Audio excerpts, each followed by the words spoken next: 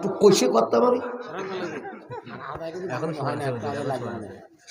সম্ভব না। মাশাআল্লাহ, ও সুবহানাল্লাহ। তারপরে হুজুর গাছের নিশা দিও, শুধু যেন তোমরা ভাগ করে খেয়েও না। আচ্ছা, সুবহানাল্লাহ। তাহলে আরেকটা সুসংবাদ পাওয়া গেল না ভাই? এভাবে সুসংবাদ আসবেই, আসবেই ইনশাআল্লাহ। আমাদের দেশের জন্য সুসংবাদ, দশের জন্য সুসংবাদ। আজকে ওরা গুলি করে মনে করতেছে যারা কথা বলে তাদেরকে স্তব্ধ করে দেবে, তাই মনে করতেছে না ভাই? আচ্ছা, গুলি করে কোনোদিন স্তব্ধ করা যায়? পৃথিবীর ইতিহাসে কোনোদিন গেছে? যত গুলি করে তত আরো বাড়ে। আগুনের পরে বাড়ি দিলে আগুন নিভে যায় না, উঁচু হয়।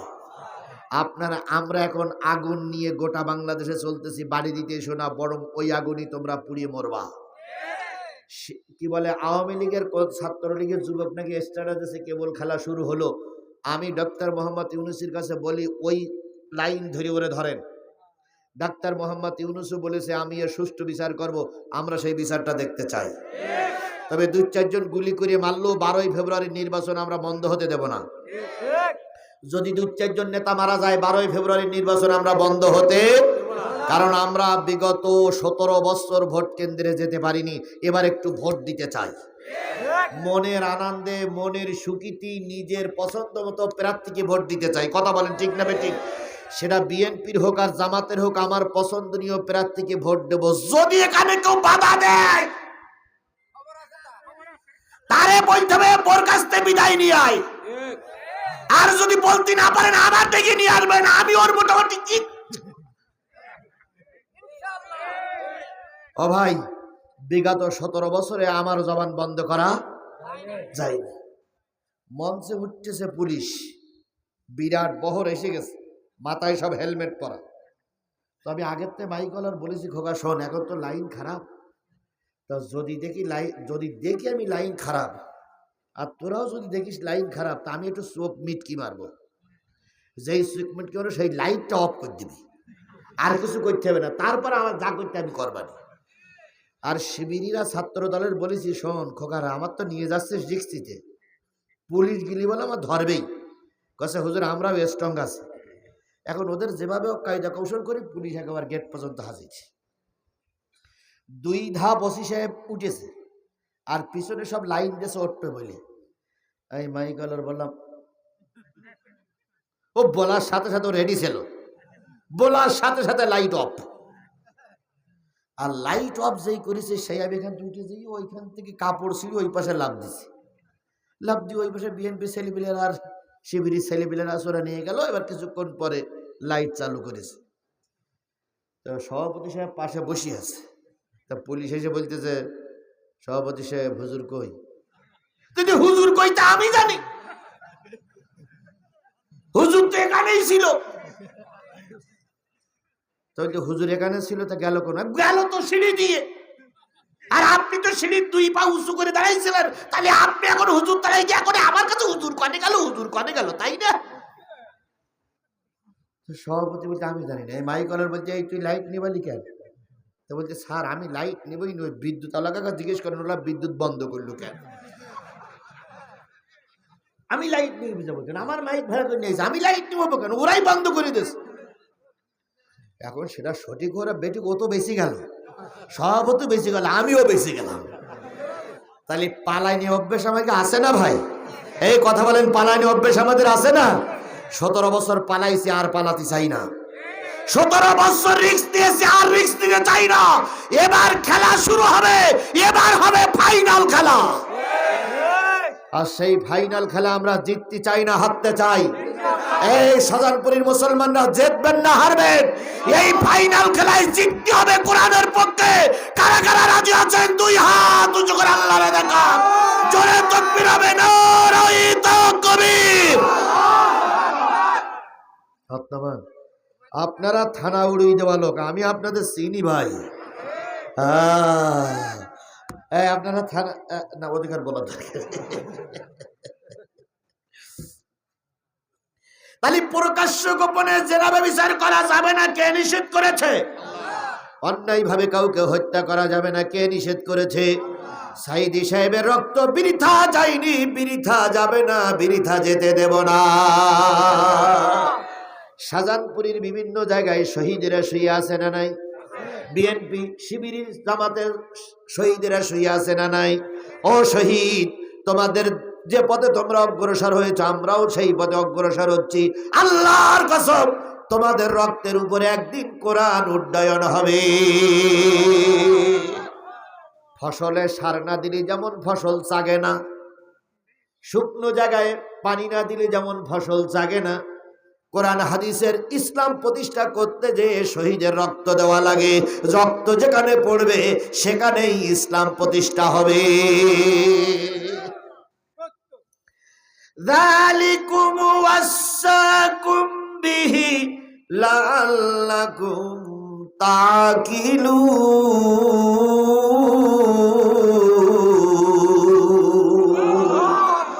51 নম্বর আয়াত শেষে আল্লাহ বলতেছে, যে কটা উপদেশ তোমাদের আমি দিলাম আজিজুল ইসলাম জিহাদির মাধ্যমে, যে কটা উপদেশ তোমরা পেয়েছো, মনে করো এই নসিহত আমি তোমাদের জন্য করতেছি যাতে করে তোমরা বুঝে শুনে চলো, বিপদগামী যাতে না হও, জাহান্নামী না হও। এই জন্য বুঝে শুনে চলার জন্য আল্লাহ পাক বলেন আমি এই কয়টা ওসিয়াত তোমাদের জন্য করলাম। এবার পরবর্তী নসিহত, ওয়ালা তাকরাবু মালাল ইয়াতীম ইল্লা বিল্লাতি হিয়া আহসানু হাত্তা ইয়াবলুগা শুদ্দাহু।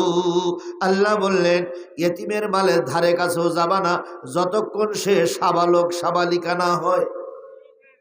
বাপ মা মাল রেখে গেছে, এতিমের মাল গচ্ছিত করে রেখে এতিমের মাল খেয়েও না যতক্ষণ সে বড় না হয়। এতিমের মাল খাওয়া হারাম, সুতরাং এতিমের মাল ততক্ষণ খাবো না যতক্ষণ সে এতিম বুঝতে না শেখে। এতিমের জমি ততক্ষণ নেব না যতক্ষণ বুঝতে না শেখে। এখন সে সাবালক হয়ে গেছে, পূর্ণবয়স্ক হয়ে গেছে, তার জমি সে বিক্রি করবে, তার সম্পদ সে আর একজনের দেবে, কিন্তু বয়স্ক না হওয়া পর্যন্ত তার মালে হাত দেওয়া যাবে না, এটা হারাম।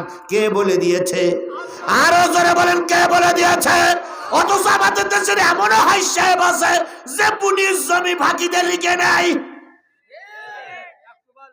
আছে আছে ভারী জমি ভাই মিথ্যা ভাবে নিজের নামে রেকর্ড করে নিয়েছে, এরাম টুপিওয়ালা ভাই আছে না নাই?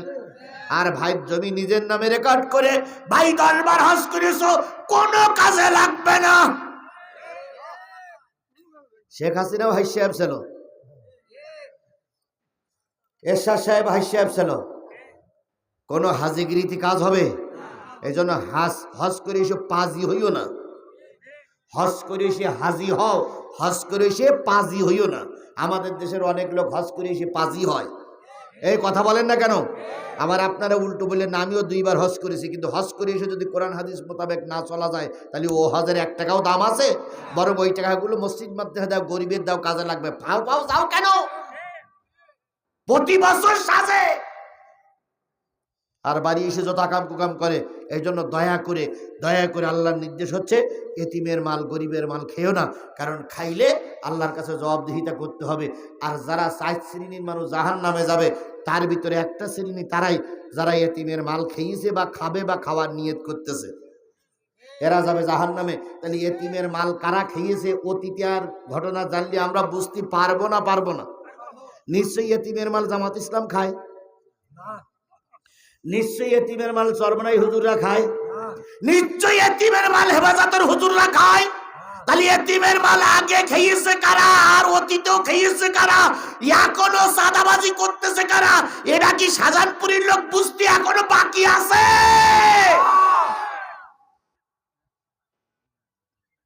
60 জন মন্ত্রীর ভিতরে 2 জন মন্ত্রী ছিল হুজুরদের দলের। অনেক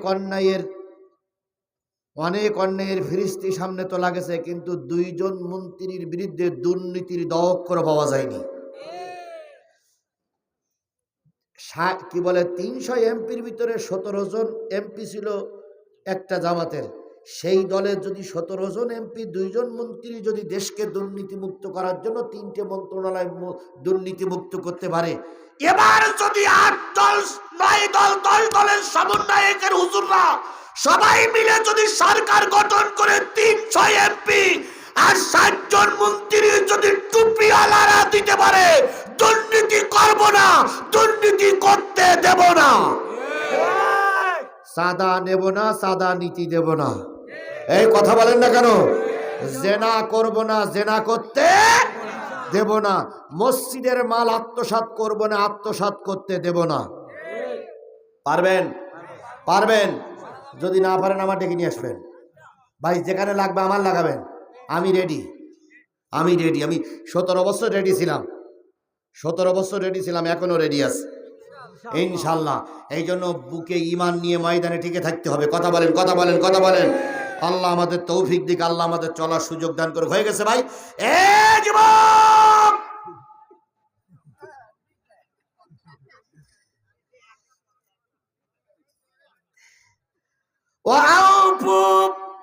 ওয়াউফুল কাইলা ওয়াল মিজানা বিল কিসত।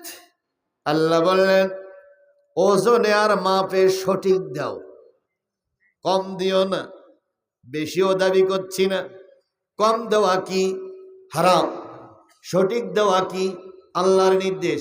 যদি একটু বেশি দাও দিতে পারো, কিন্তু কম দিতে পারবা না, কি হারাম। বেশি আর কম ওজন গেলে কি লাগে?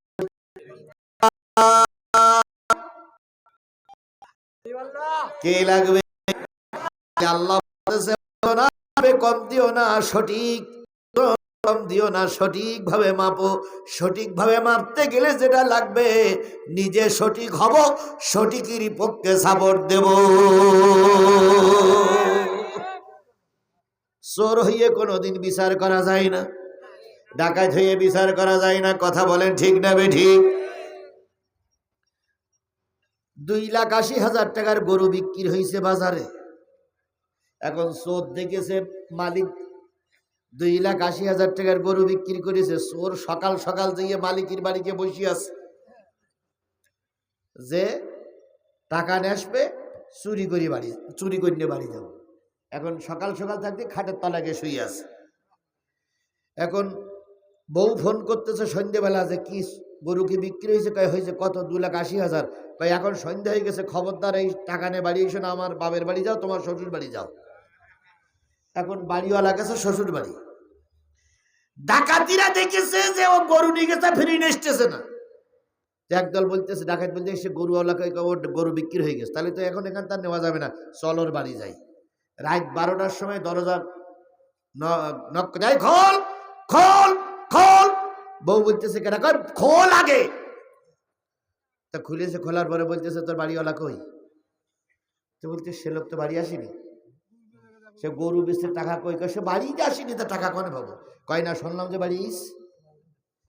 এইবার ডাকাতিরা বলতে খোঁজ দিন। খুঁজে দেখে খাটের তলায় একজন চুপ করে বসে আছে।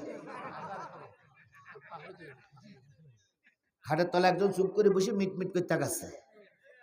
তখন ডাকাত বলছে, ও তুমি এই ইরির ভিতরে পালাইছা? এইবার ওর মাস শুরু। ও যতবার বলতেছে যে আমি বাড়িওয়ালা না, আমি চোর, কোনো কথা নেই, তুই বাড়িওয়ালা, মারি মারি মার। শেষ পর্যন্ত মাইজের খেয়ে তোরে বলতেছে, ভাই ওই বউডার কাছে শোনো দিন আমি কেডা? তো বউডারে বলতে এ লোক কেডা? বলতে ও লোক তো আমি চিনি না। তো বলছিস তাহলে তুই এর ভিতরে ঢুকলি কেন? কয় ভাই আমি তোমাদের আগে আইলাম চুরি করতে, এখন তোমরা যে ডাকাইতে এসে আমার মার বাতা বুঝতে পারিনি।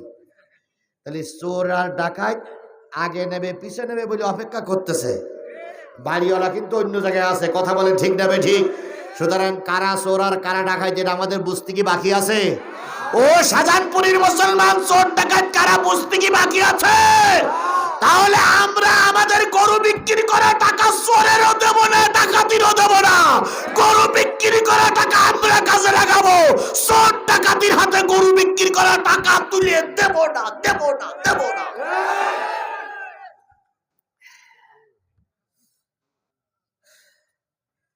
এবার আমার মোনাজাত করবো। আর একটা দুটো জিনিস মনে হয় বাকি আছে, বলবো খোকারা। ও এখনো 11-12টা বাজেনি। ও বেজে গেছে। হ্যাঁ, পয়েন্ট এখনো 10টা হয়নি। লা নুকাল্লিফু নাফসান ইল্লা উসওয়াহা। আল্লাহ রাব্বুল আলামিন বলতেছে, বান্দা শোনো, শেষের পয়েন্ট দুটো খুবই গুরুত্বপূর্ণ, আর দুটো পয়েন্ট বাকি আছে। আল্লাহ রাব্বুল আলামিন বলতেছে, বান্দা শোনো, এই নসিহত আমি তোমাদের জন্য করলাম, তবে একটা জিনিস মনে রাখো, কোনো মানুষকে আমি অপারগতা করার জন্য, কোনো দুর্বল মানুষের পরে আমি জোর করে কিছু চাপাই দেই না। এতক্ষণ যা ওয়াজ করলাম, ইচ্ছা করলে তোমরা এগুলো মেনে চলতে, যে কটা কথা বলা হলো খুব কঠিন কাজ, আমরা মেনে চলতে পারি না।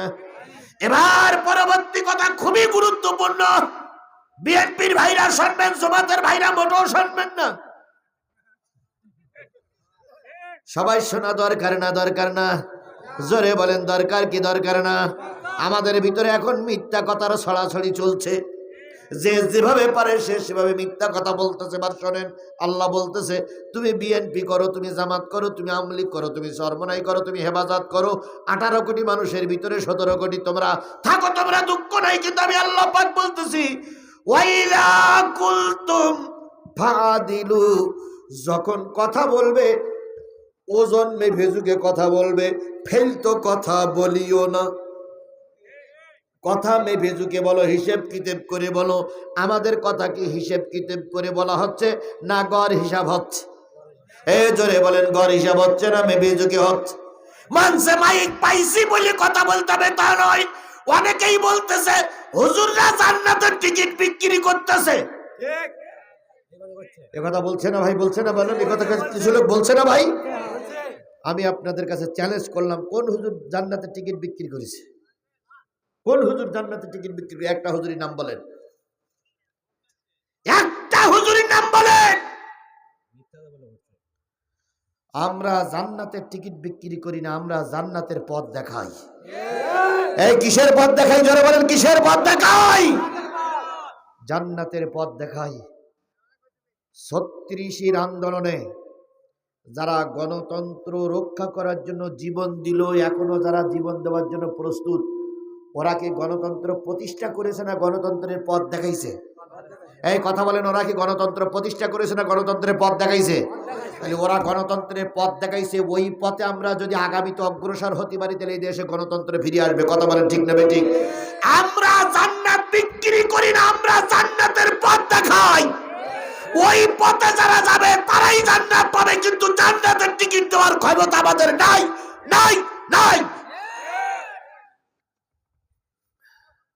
কথা বলার সময় হিসেব কিতাব করে বলেন, প্রতিটা কথা রেকর্ড হচ্ছে। এই যে কতগুলো ক্যামেরা, আমার কথাগুলো সব রেকর্ড হয়েছে না হয়নি? এরা যদি রেকর্ড করতে এক জায়গায় ভুলেও যায়, কিন্তু ফেরেশতা কাঁধে বসে রেকর্ড করছে না? তাহলে আপনি ফাউ কথা বলবেন কেন?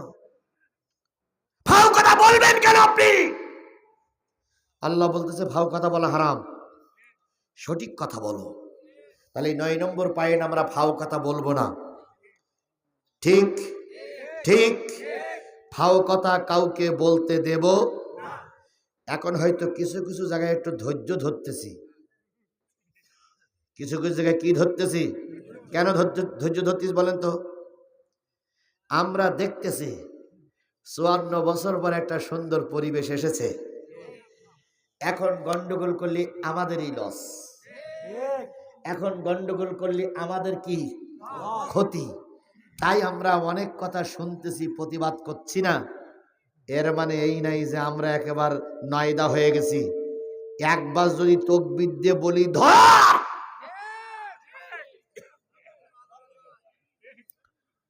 জামাত ইসলামের আমির বলেছে 24 ঘন্টার ভিতরে বাংলাদেশে যত পোস্টার আছে, যত বিলবোর্ড আছে, যত ব্যানার আছে, সব ব্যানার নামাই ফেলতে হবে। কালকে ঘোষণা করেছে, আজকে গেছে, কালকের দিন পর্যন্ত সময় 48 ঘন্টা পূর্তি। 48 ঘন্টার ভিতরে ইনশাল্লাহ আমি জোর গলায় বলতে পারি যে একটা পোস্টারও দৃশ্যমান থাকবে না। কারণ আমরা উপরের নেতাদের হুকুম ফলো করি। ঠিক তাই যদি হয়, নেতারা একবার যদি বলে ধর,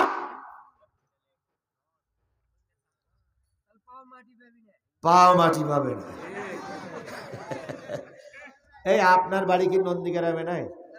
আপনি যে সেই ওই ওই রুহুল আমিন যুক্তিবাদীর মতন কথা বললেন, এই ওনার কথা হইলে আপনার পাও কি পাবে না, মাটি পাবে না। যদি একবার বলে ধর, কথা বলেন ঠিক না বে ঠিক? এটা আমরাই পারি, আপনারা পারবেন না। আমরাও সেই আপনারাই, মানে আমরা যারা টুপিওয়ালা আছি তারাই পারি ইনশাল্লাহ। দেখাতে পারবো তো? এই কথা বলেন, দেখাইতে পারবো তো? তাহলে একবার হুকুম আসবে, হুকুম বাস্তবায়ন করার জন্য কারা কারা রাজি আছেন? দুই হাত উঁচু করে আল্লাহরে দেখান, জোরে তাকবীর দেবেন, নারে তাকবীর, হাত নামান। তাহলে আল্লাহ বললেন 9 নম্বর পয়েন্ট, আল্লাহ বললেন ওয়াইদা কুলতুম ফাদিলু, সঠিক কথা বলবা, বেঠিক কথা ওয়ালাউ কানা যা কুরবা, সেই কথাটা বলার কারণে যদি দলের বিপক্ষে যায়, আপন লোকের বিপক্ষে যায়, কর্মীর বিপক্ষে যায়, নেতার বিপক্ষে যায়, যাক, তবু কথাটা বলবা কি সঠিক, কথাটা বলবা হক। তাহলে সঠিক কথা বলা, হক কথা বলার নির্দেশ কার? তাহলে আমরা কোন নেতার আইন মানি না, আইন মানে চলবো কার? এই কথাটা বললে কিছু লোক আমার বিরুদ্ধে যাবে, এটা জানার পরেও বলা লাগবে, কারণ সঠিক কথা বলতে কে নির্দেশ করেছেন? তাহলে 9 নম্বর কথা, কয়টা কাজ করতে আল্লাহ নিষেধ করেছেন? তার ভিতরে 9 নম্বর হচ্ছে হক কথা বলতে হবে। তাহলে আজকের থেকে আপনিও বক্তা, আজকে থেকে হক কথা বলবেন তো? এই কথা বলেন, হক কথা বলবেন তো? এখন হক কথা বলার কারণে কথা যদি ছেলের বিপক্ষে যায়, বাপের বিপক্ষে যায়, দলের বিপক্ষে যায়, নেতার বিপক্ষে যায়, যাক, তবু আমি হক কথা বলবো। পারবেন তো ইনশাল্লাহ? পারবেন তো ইনশাল্লাহ? আল্লাহ আমাদের সহায় হোক, আল্লাহ আমাদের উপর রহমত করুক।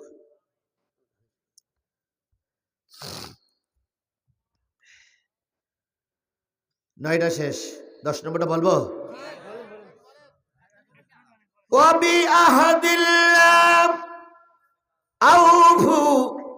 আল্লাহ রাব্বুল আলামিন বলেন, তোমরা যখন আল্লাহর কাছে ছিলে তখন একটা ওয়াদা করে আসছো, আলাস্তু বিরব্বিকুম, তখন আমরা বলেছি কি?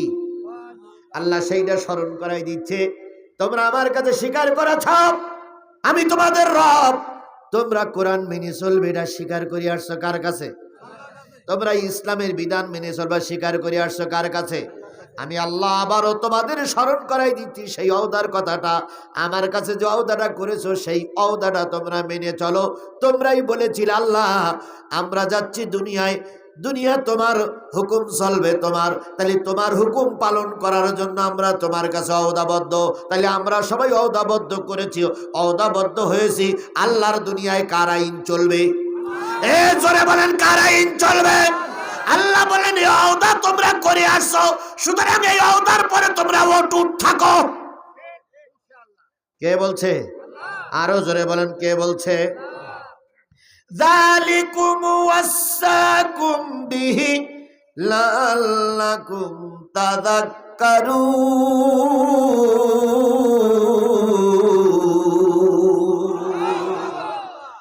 এই নসিহত আমি আল্লাহ পাক তোমাদের জন্য করলাম, যাতে করে তোমরা স্মরণ করে চলো, যাতে করে তোমরা কথাগুলো মনে রাখো।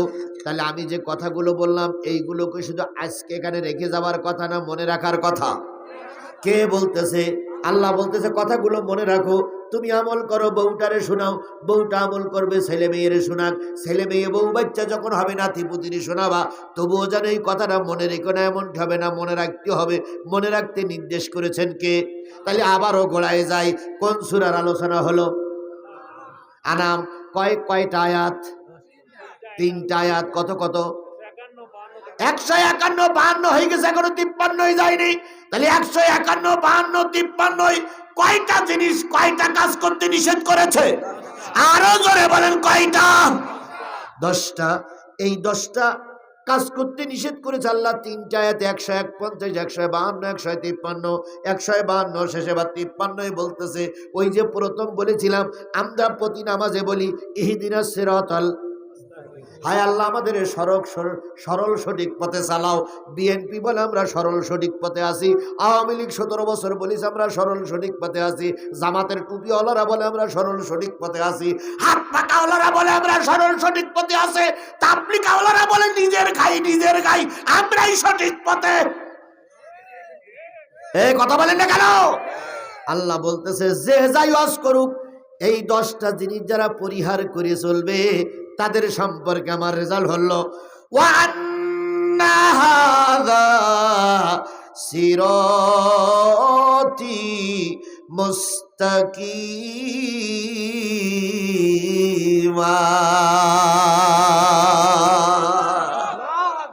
আল্লাহ বলতেছে আজিজুল ইসলাম জিহাদি যে আলোচনাগুলো করলো এটাই হইলো আমার সরল সঠিক পথের, এইটাই হইলো আমার সরল সঠিক পথ। তাহলে যেই কথাগুলো হইলে এটা আল্লাহ বললে এইটা কি পথ? এইটা সরল সঠিক পথ। এই পথ চলার জন্য এইটা হলো সিরাতে মুস্তাকিমের পথ। এবার আল্লাহ বলতেছে ফাত্তাবিউহু, তোমরা যারা এতক্ষণ ওয়াজ শুনলে জিহাদি যে কথাগুলো বললো কোরআনের কথা, এইগুলোই অনুসরণ করে চলো। কে বলতেছে?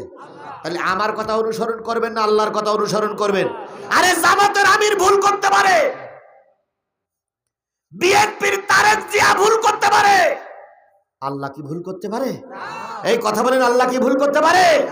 আল্লাহ বলেন এটাই আমার সরল সঠিক পথ, ফাত্তাবিউহু, এই পথে চলো।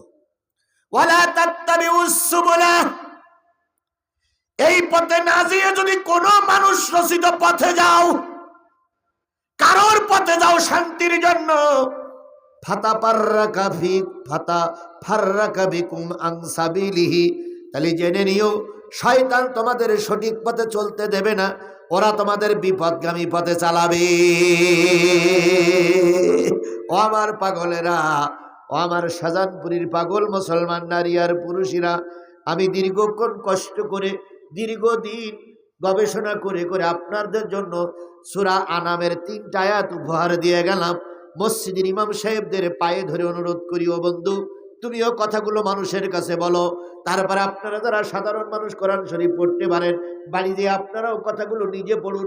ওখানে 10টা কথা একেবারে 1 থেকে 10 নম্বর পর্যন্ত নম্বর দিয়ে বলা আছে। আপনি আপনার ছেলে মেয়েদের পড়ান, বিবি বাচ্চাদের পড়ান। এই 10টা কাজ করা যাবে না, এটাই হলো কার নির্দেশ? আর এটাই হলো সিরাতে মুস্তাকিমের পথ। এর বাইরে গেলে শয়তান তোমাদের পথ ভ্রষ্ট করবে। তাহলে আল্লাহর নির্দেশ মেনে চলবো না নেতার নির্দেশ মেনে চলবো? তাহলে আল্লাহর নির্দেশ হচ্ছে কোরআন মেনে চলো। আমরা কার কথা মেনে চলবো? কথা বলেন, কার কথা মেনে চলবেন? তাহলে আল্লাহর কথা ছাড়া অন্য কারোর কথা মেনে চলা যাবে? ওয়ালা তাত্তাবিউস সুবুলা, না, যালিকুম ওয়াসাকুম বিহি লাআল্লাকুম তাত্তাকুন।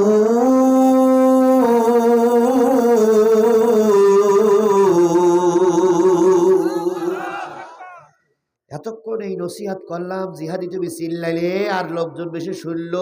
উদ্দেশ্য হলো মানুষ যেন খোদাভীরু হয়, ভীতু হয়, যেন তারা কোরআনের পথে চলে আসে। তাহলে আল্লাহর নির্দেশ মেনে কোরআনের পথে চলে আসতে হবে। এটাকে যদি আল্লাহর কথা হয়, তাহলে এই বিশাল জনতাকে নিয়ে আমি কি এই শপথ করতে পারি যতদিন বেশি আছি কোরআনের পক্ষে থাকবো? আমি কিন্তু জামাত, বিএনপি, আওয়ামী লীগ, জাতীয় পার্টির কথা বলছি না, কোরআনের কথা বলছি। কোরআন কি আওয়ামী লীগের কেতাব নয়? কোরআন কি বিএনপির কেতাব নয়? কোরআন কি জামাত ইসলামের কেতাব নয়? তাহলে আমি কি এই শপথ নিতে পারি যতদিন বেশি আছি কোরআনের পক্ষে থাকবে? কথাকে আমি বলতে পারি? এই কথা বলেন, এই কথা কি শাহজাহানপুরীর মানুষের কাছে আমি বলতে পারি? তাহলে এখানে যে কায়দার মুসলমান থাকেন, যে দলের মুসলমান থাকেন, এই নিয়ত কি করতে পারি যে যতদিন বেশি আছি কোরআনের পক্ষে থাকবো? কারা কারা নিয়ত করতে পারেন একটু হাত তুলে দেখান তো, যতদিন বেশি আছেন কোরআনের পক্ষে থাকবেন। নারাই তাকবীর। আল্লাহ হাতগুলোরে কবুল করুক। আর একটু জোরে বলেন আমিন, আরো জোরে আমিন, আরো জোরে আমিন। বন্ধুগণ, আজকে যে কথাগুলো হলো সব কথাগুলো হয়নি, কিছু কথা এখনো বাকি রয়েছে। সেই কথাগুলো এরা শেষ, আর একটা পয়েন্টে কিছু কথা বাকি রয়েছে। সেই কথাগুলো বলবো সে গোহাইল। সাপ সাপ গাড়ি, হ্যাঁ, জামাদার পুকুর। কত তারিখ? 19শে জানুয়ারি। মন থাকবে? এই মুসলমান, 19শে জানুয়ারি মন থাকবে? তার মানে নির্বাচনের একেবারে মুখোমুখি। জাতি তো হবে, কারণ ওই দিন তো আসল ওষুধ। ও ভাই বলেন তো, ডাক্তারের কাছে চিকিৎসা নিতে গেলে প্রথম কি ভালো ওষুধ দেয়? একটু কম কম কম কম সবাই লাস্টের দিকে এমন দেওয়া দেয়, হয় যায় নাই থাকে। তাহলে বিগত 17 বছরের ফসল ঘরে তোলা লাগবে না লাগবে না? তাহলে সেই 17 বছর ঘরে তুলতে যেয়ে মার খেয়েছি, জেল খেটেছি, পালাই গেছি, পালাই আইছি, টুপি খুলিছি, পাগড়ি খুলিছি, তারপরে মহিলারা ওড়না পর্যন্ত খুলে দিয়েছে, হুজুর এই যে মাথায় যান, তাহলে ওরা চিনতে পারবে না। এতগুলো পথঘাট চলিয়ে ফিরে এখন আমাদের আন্দোলনের ফসল ঘরে তুলতে হবে। ওই 19 তারিখই হবে লাস্টের টোস। তাহলে দলে দলে লোক যাবেন তো ইনশাল্লাহ? ওই দিন আমি যেন অন্তত 30,000 লোক দেখতে পাই। আল্লাহ আমাদের কবুল করুক। সূরা ফাতিহা, ইখলাস শরীফ পড়েন, দুরূদ শরীফ পড়েন। তার ভিতরে এখন দোয়া করার আগেই আমাদের সম্মানিত মাহফিলের সভাপতি উনি মত বিনিময় করবেন, তারপরে দোয়া হবে। সূরা ফাতিহা সবাই বসে পড়েন, হয়ে গেছে ওয়াজ, আর কোনো ওয়াজ হবে না, এবার দোয়া হবে। বিসমিল্লাহির রহমানির রহিম, আলহামদুলিল্লাহি রাব্বিল আলামিন, আর রহমানির রহিম, মালিকি ইয়াউমিদ্দিন, ইয়াকা না। ও বলিস হইতে আপনি আর কিছু বলতে হবে না, শুধু বলেন। সভাপতি কথা বলে, আপনি কিছু বলা লাগবে না, ওনার কাছে ওনার সবাই চেনে। ভাই বলেন। কুল হুয়াল্লাহু আহাদ, আল্লাহুস সামাদ, লাম ইয়ালিদ ওয়া লাম ইউলাদ ওয়া লাম ইয়াকুল লাহু কুফুয়ান আহাদ। কুল হুয়াল্লাহু আহাদ, আল্লাহুস সামাদ। আসসালামু আলাইকুম ওয়া রাহমাতুল্লাহ। আলহামদুলিল্লাহ কাফা ওয়া সালামুন আলা ইবাদিহিল্লাযীনা ইসতাফা, আম্মা বা'দ। ফাআউযু বিল্লাহি মিনাশ শাইতানির রাজীম। বিসমিল্লাহির রাহমানির রহিম। ومن يبتغي غير الإسلام دينا فلن يقبل منه وهو في الآخرة من الخاسرين صدق الله العظيم।